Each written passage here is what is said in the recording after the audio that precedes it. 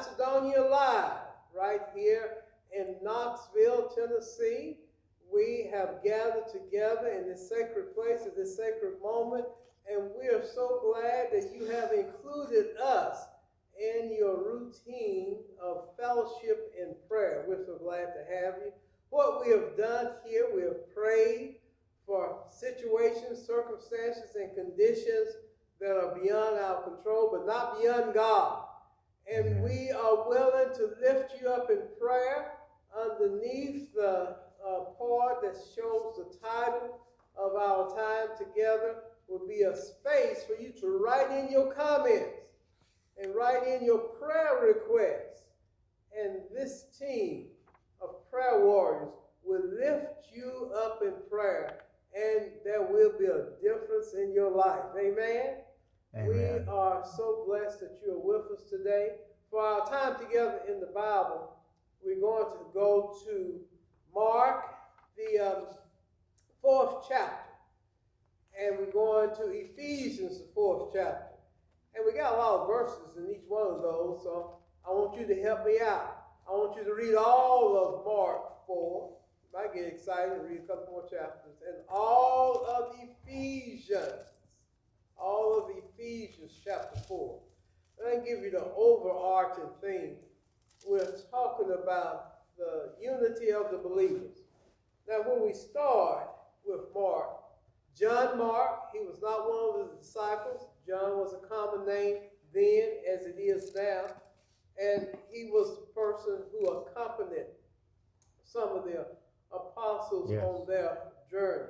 Yes. He was sort of an on-scene reporter. Yes. And he has blessed us with this information. And he begins the 4th chapter by setting the scene. Jesus is in the beginning of his ministry. He's down by the seashore or riverbank or lake shore. And his ministry is so compelling. People from all regions come out to this outdoor amphitheater to hear the word of God preached by the Son of God. In fact, the crowd gets so large at one point until he asked one of the fishermen to push the boat out into the water. Now, that gave a better vantage point for him to talk to the people, and there are some reasons for speaking over water. It increases the audio quality of his voice. They didn't have any PA, they didn't have any microphone, but he spoke to many in the multitude from the boat. There's a possibility that while he was speaking, he may have looked over his shoulder and saw a farmer scattering seed. Now, why would I say that? As it is where I live close to a place called Granger County, and they are world famous for their tomatoes. And back years ago when I was going through that area, I saw bunches of tomato plants down by the riverside. Wow. It's something about bottomland that seems to be more fertile.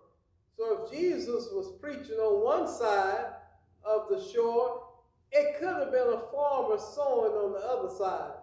And he drew the attention of this crowd to this agriculture phenomenon. And he said, the farmer plants the seeds. That's all he can do. He can go to sleep at night and worry about it. He can watch out the window and look at it. But he can plant the seed, but it's God that gives the increase. Amen. Now, there's something that we can do as seed planters. We can water. We can pull weeds if we know the difference between the weed and the plant. If not, we need to leave that alone. We can move the rocks. We have to sometimes plow hard ground. But we cannot generate a plant or a blade to come up through the ground. The writing here is very clear. When we've done all that we can do, only God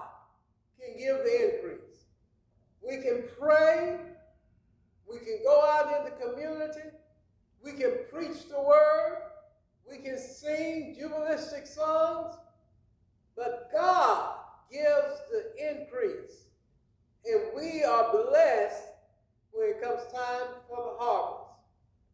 He continues this agriculture theme when he goes on to tell them that there are various types of soil and various types of sowers. That gives us the impression that Christianity is not monolithic. I like pipe organs. I like Hammond organs in church. I like to swing, and I like to sit reverently in church. Some of y'all like strawberry ice cream. I can't tell you why. I can't figure that out. And some of us who know better like chocolate. The point that he was making and I'm making, there's room for diversity within the body of Christ. Amen. There is difference. We'll have to fall out over the difference. You know who's going to win the Super Bowl, you think. And I know who's going to win the Super Bowl, I know. But we're not going to fall out about it. There is unity in diversity. There is room for togetherness because we all love Jesus. Then he goes on down and talks about the power of a seed. The smallest seed Jesus used as an example was the mustard seed. Evidently, back in that day, mustard seed had more power than they have now. You can make a nice little shrub out of a mustard seed today. But back then, according to the writer, it grew lofty, high enough that a bird could rest in the shade of its branches and leaves. The point was one seed can make a tremendous growth. One effort by me and you, one phone call, one letter that we stamp and seal and put in the mailbox, one more prayer that we could do as a church, as a community of faith, can make a huge difference. Amen. Brother Cross, I can't do that. Brother Cross, I can't do that. Pastor Walter, I'm not gifted in that way. Okay? But there's something that you can do. And the Lord will show you that something if you just say yes to him. There's power in a mustard seed. Because the Lord is going to, church word, quicken. That means bring to life. In other words, the effort that we put out, the Lord is going to bless. Amen? Then when we get over to Paul, one of Paul's prison letters, a little community called Ephesus. And the community is doing pretty good. But there are some differences among the people. And he begins chapter 4 by saying we need to seek peace and harmony among the brothers and sisters. It's all right to have a different opinion. But we don't need to let it separate us. We need to be an example to the world of how people from different parts of Knoxville can live in harmony together in church. That creates a sense of welcome, and that creates a sense of joy. Amen. So he's telling them some things that you need to, he gives 7 different warnings. We are one in hope. We are one in the Spirit. We are one in baptism.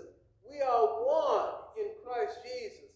And we are one in the Lord. Amen.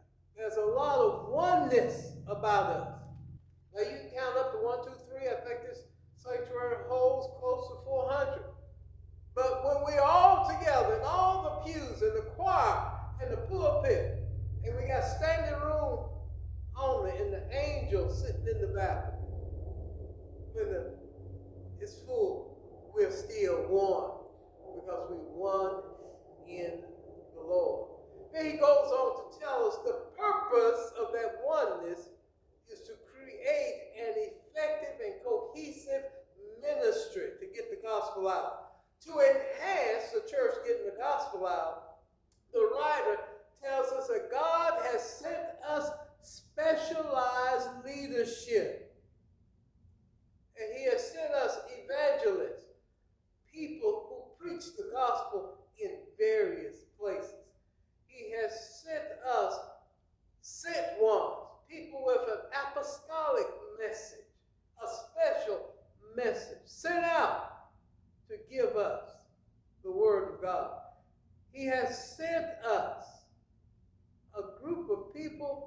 have a prophetic word. They speak, and you'll hear this a lot when you read that chapter. They speak the truth in love. Now, I have to tell you what my mother told me, because I was a Pharisee. You have to look up and see what a Pharisee was. It wasn't good. But I specialized in correction. I was a little fella, about 14 years old. I knew about 3 Bible verses. But I was telling everybody that's not in the Bible, that's wrong. And my mother told me, she said, Walter Jr., there's always the possibility that you can be brutally honest. I didn't get it, didn't understand it. She told me, you can be right, but the way you go about your rightness can turn somebody else off. If it's not seasoned with love, you might as well keep your mouth shut. If it's not giving someone an opportunity for a path of discovery to find out where they should be in the Lord, you're not helping the kingdom. Even though you are technically right, we should build up the congregation of believers with the truth in love. My brother, my sister, may I share this with you? Little man, little lady, would you mind if I share this with you? If you win a friend for Christ, you'll have a friend for life. Amen? Amen. So he was very meticulous. The Lord has sent specialized leadership into the church, not for that leadership to be the engine that drives change in the community. The change is going to happen within. Amen. And then we're going to go out and tell people what we've learned from the leadership that we've sent. One I say for last is the pastor. The biblical word there is the shepherd. The shepherd leader. The one who loves the people into the kingdom. The one who governs the people out of love. The one who gives the word on a regular basis. My brothers and sisters, no matter what church you're going to, you ought to be a blessing to that man or woman of God. I don't mean necessarily pull your pocketbook out. What I mean for you is to pray for them. Love and unity. What a beautiful pair from Jesus and from Paul. Is that all right, class? Amen. All right. Amen. Any questions or comments on those 2 things? Amen. Telling the truth in love. I've had people come to me and say, well, of course, I want to tell you something. I had to brace myself. Because it wasn't coming to me in love. It was coming to me in retribution.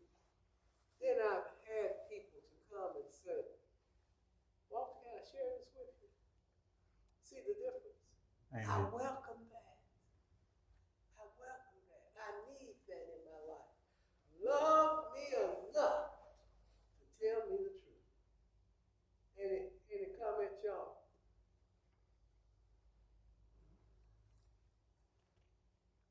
Thank you.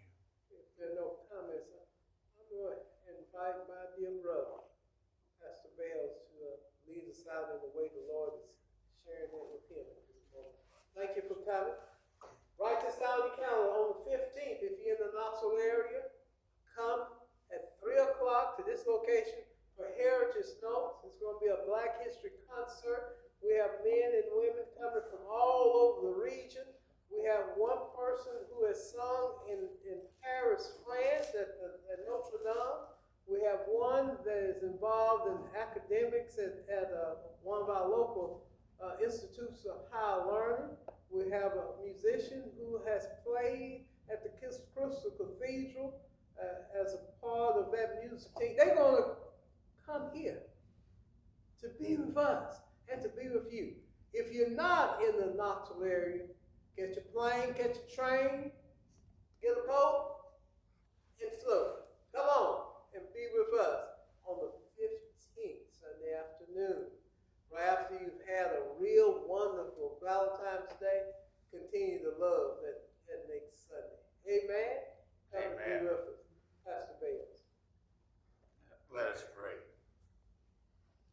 Gracious God, we thank you for this rich spiritual experience of prayer, of the Word, of the written Word of God being proclaimed by Pastor Walter, the servant of God, the servant of Christ. And gracious God, we thank you that we can lift up to you and should lift up to you our celebrations and thanksgivings, but also our fears and anxieties and hurts and sins and whatever. We thank you for grace. We thank you for how the biblical word from Mark and Paul and Ephesians have been lived out by Jesus. That such a life can be lived. And such love can be shared. And gracious God, we pray that we would realize and embrace your love deep within our hearts, not to keep for ourselves, but to overflow in kindness and compassion, in service, in truth and love, and on and on. We pray your blessing